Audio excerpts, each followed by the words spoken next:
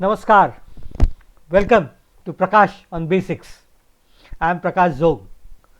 We've been talking of the major sanskar, the marriage, Vivaha.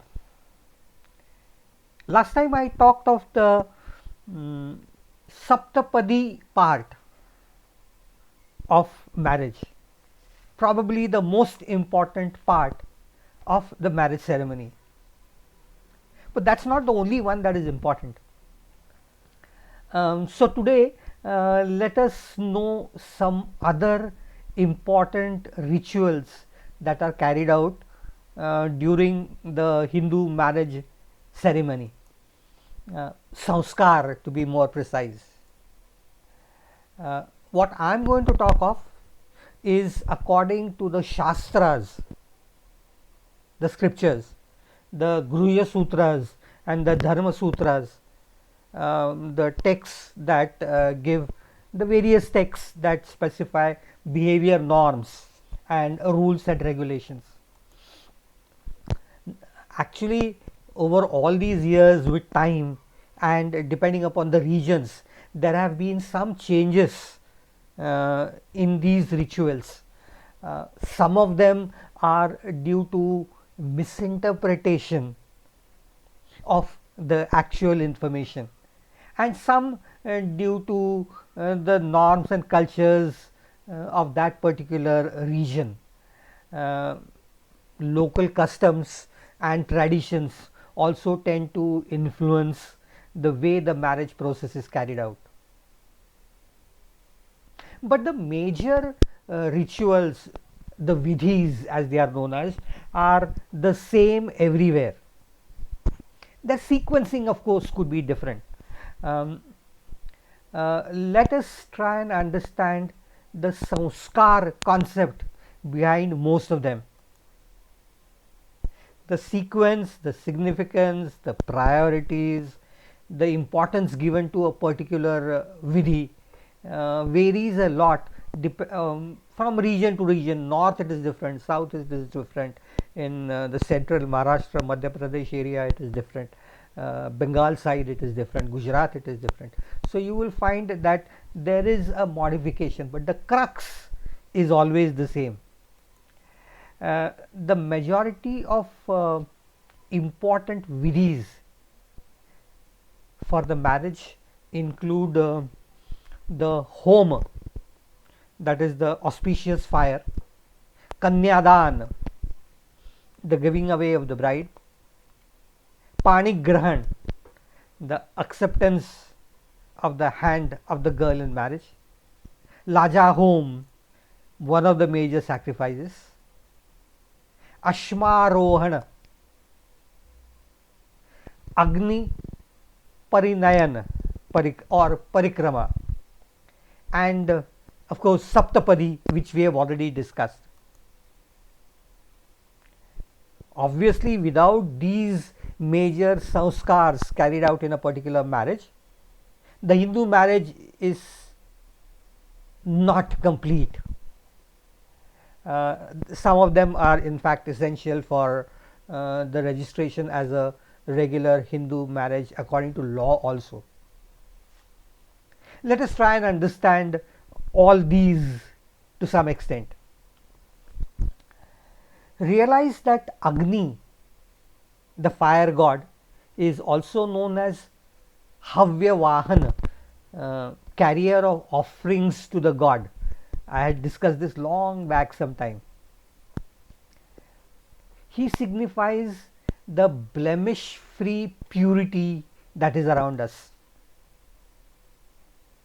He is the chief witness in the form of this homa, that is the sacred fire that is lit during the marriage ceremony.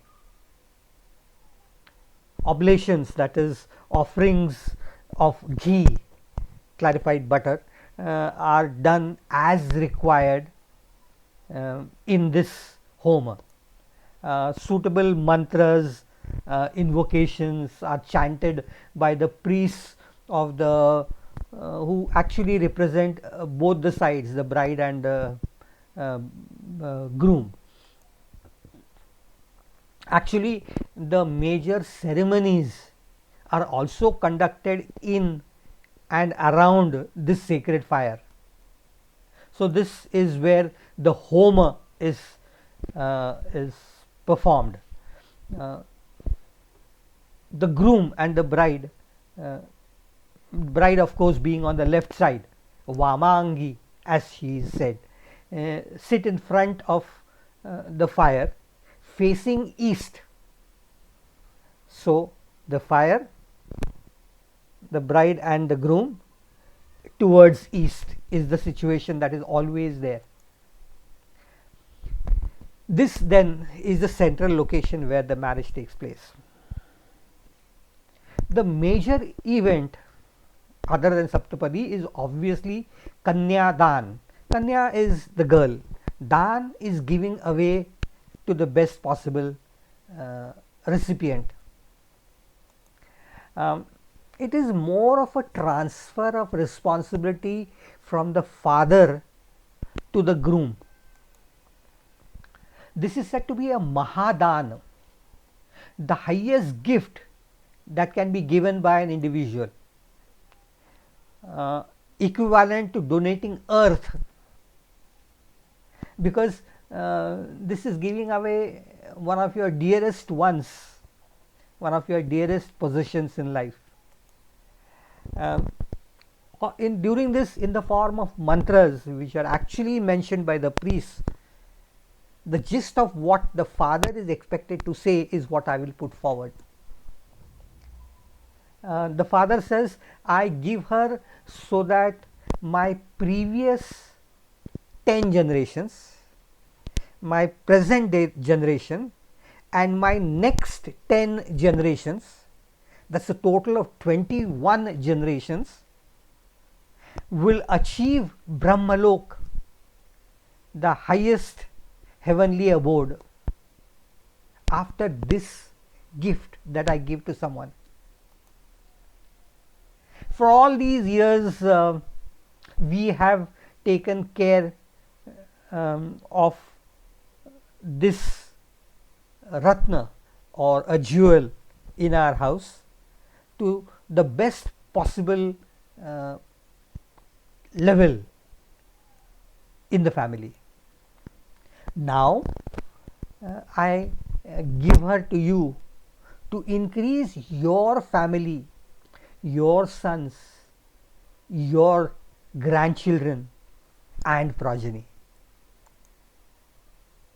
You represent Narayana, the great Vishnu. I give you this Kanya Ratna, the girl jewel, after bedecking her to the best of my ability. This is known as Salankrut, with all possible ornaments and other auspicious offerings along with her. He also says that with fire as the witness, which is there obviously, I have given her to your gotra or to your lineage henceforth. And then he also reminds of the witnesses that are there. The witnesses are Agni, the fire, Kula Devata, the family deity, the priests, the Panchamahabhuta, that is the 5 elements, including the earth, and all my well wishers, says the father. I took my consort, my wife, and that is the runa that I have. Now, as I give my daughter to you, I am repaying this runa or obligation. So it's a responsibility passed on from one side to the other. That's not all. The father also takes promises of restraint from the groom.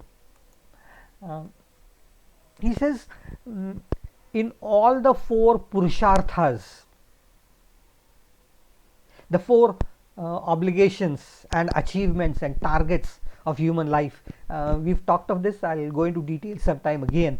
Dharma, artha, kama, moksha.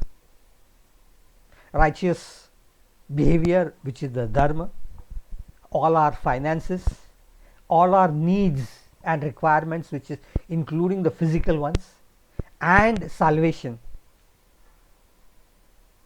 He says, with all these four, you will live with her, abiding all the possible limits without any excesses on your part.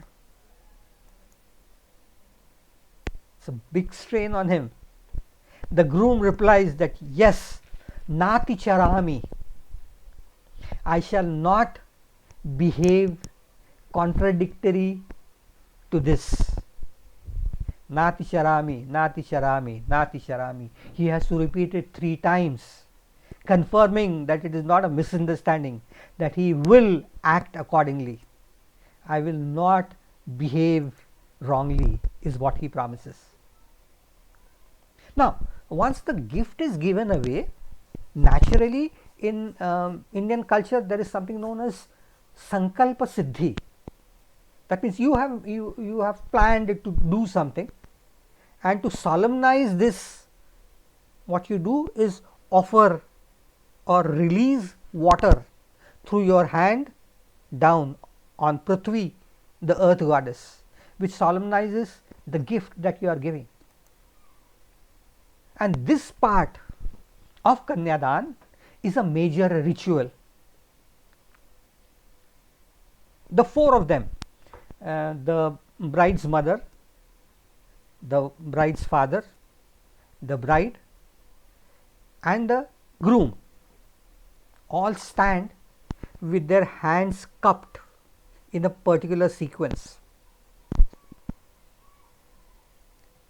The father's hands, next come the daughter's hand, and below it comes the son's or the groom's hand, and it is the bride's mother who offers the water in her husband's hand, which then drips over to the daughter and to her husband, and then finally to the ground or in a special vessel that is kept below.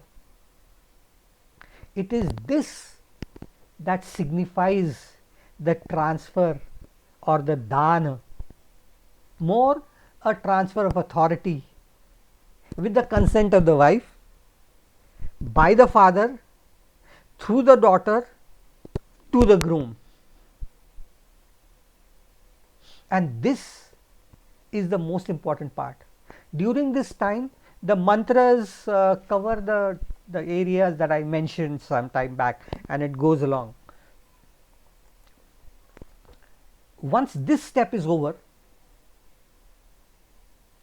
the groom then has to take over the bride, and this is known as Pani Grahana. Pani is hand, Chakrapani and Shulapani and so forth are some of the names that you must have heard. So Pani implies hand, and Pani Grahana, Grahana is taking over. So accepting the bride's hand is the next step. Right hand, of course, and this is always done enclosing the thumb also. So he grasps in, it's not like this or like this, no, it has to be including the thumb, and naturally all this is done standing up. This grasping of the hand or taking over the hand is the ritual which signifies the handing over of the girl to the groom. This is followed by 3 other major rituals.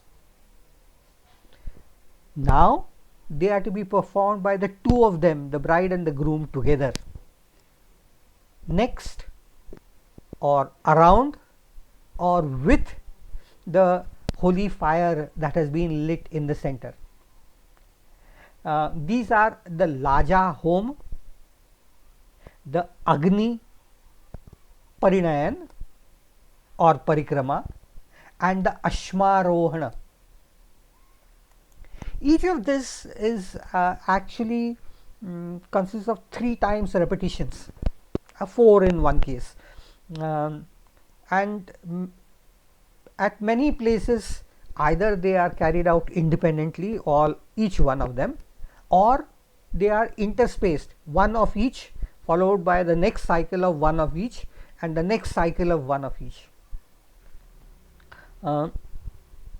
It depends upon the customs and traditions of that particular area. Laja Hom is the oblation, that is the giving or releasing of rice kernels with ghee into the sacred fire. Naturally, it is done by both of them together. Invariably, it is the daughter's hand which is on top, the son, the groom having his hands below, and both of them have to stand and offer this into the fire. What? The kernels, as I said. The bride's brother applies ghee to her hands, puts those kernels of grain on top, adds some more ghee and specific shami leaves if possible, and then she has to, along with her husband, release all this in the flames. This is one cycle. This is an offering made to the gods, wishing their blessings for the best of everything for the two of them. And the significance of both, or rather the grains, is that this is a good grain state. It implies the prosperity that they expect to achieve and be capable of making all such offerings along with ghee to the gods throughout their life. So indirectly they are expecting a blessing of prosperity from the gods. Sometimes it is interpreted that this also signifies her burning away of all her ties and entering into the new life cycle from this point onwards.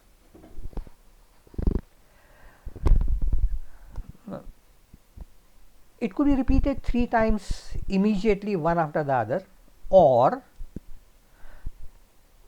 it is interspaced with one step from the remaining vidhis.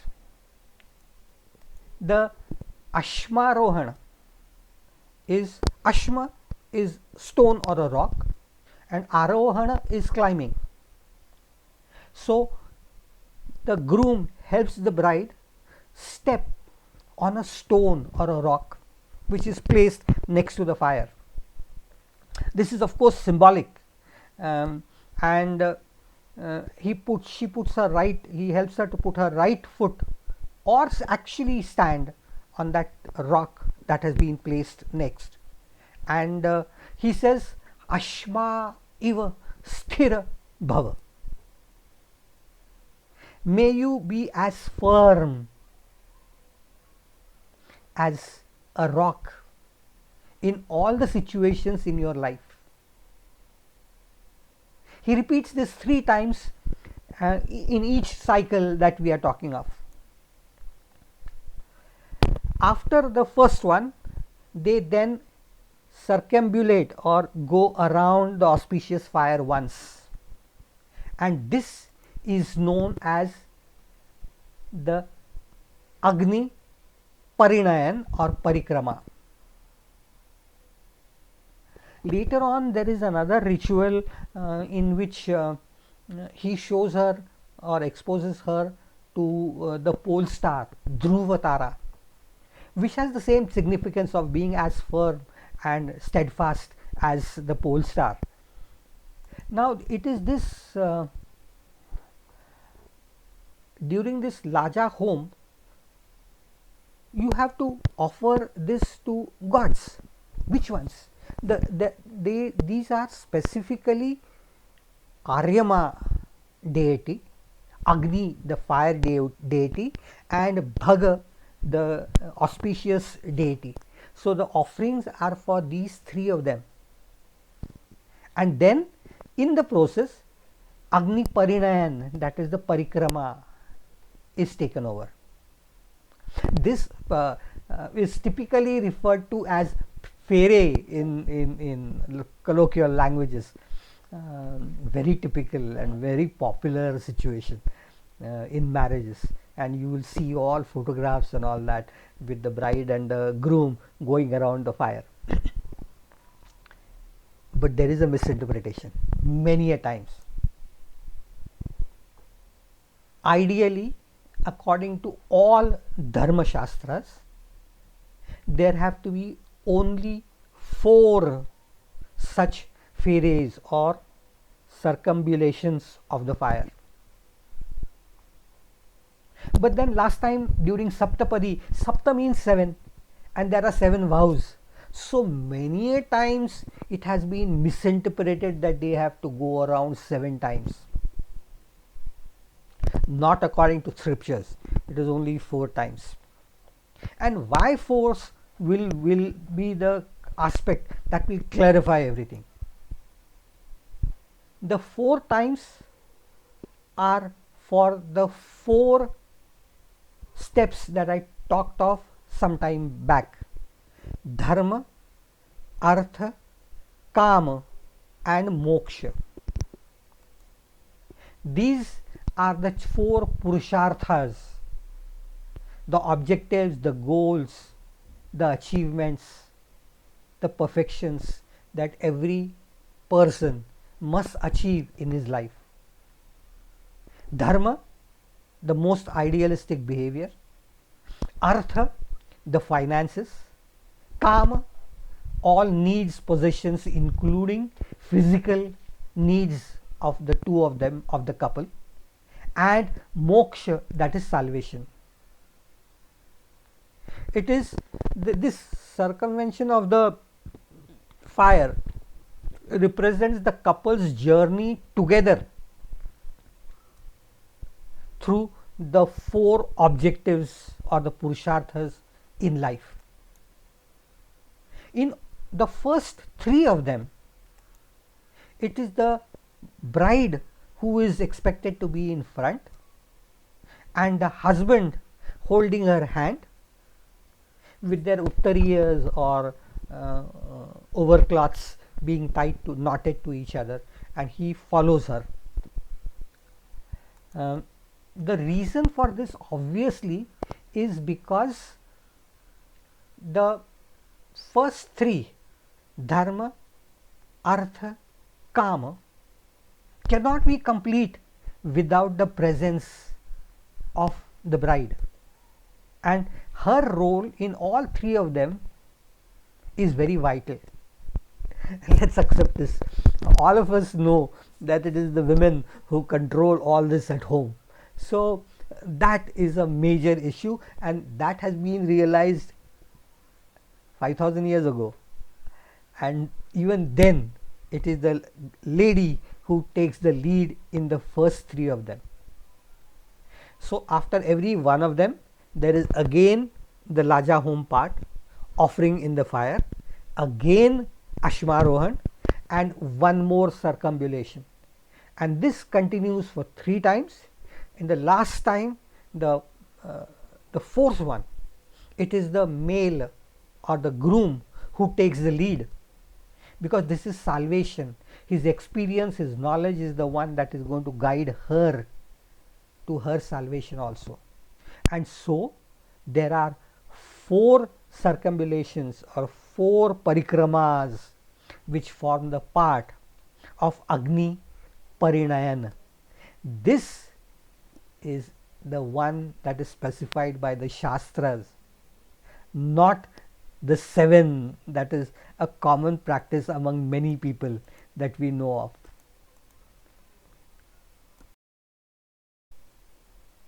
So these are the 7 mandatory vital vidhis that take place in the marriage.